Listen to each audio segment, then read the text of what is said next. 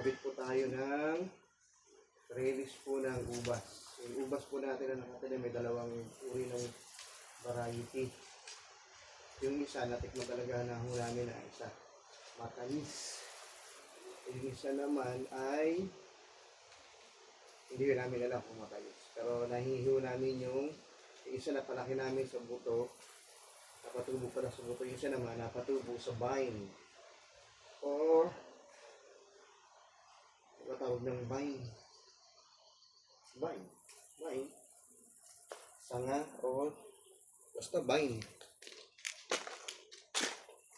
Ayan po siya, oh. Yan po ang ubas. So, yan. Pinapagapang na paakyat. Yan ang trellis niya. Oh, tapos ito pa isang side. Oo. Papaakyat din niya. So, ang problema, ito mabubulok to later on. Itong vine niya kasi nagiging matigas na kahoy. Ayan, oh. Oh.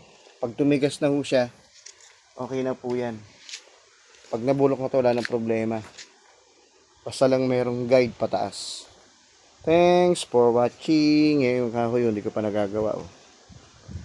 Thanks for watching.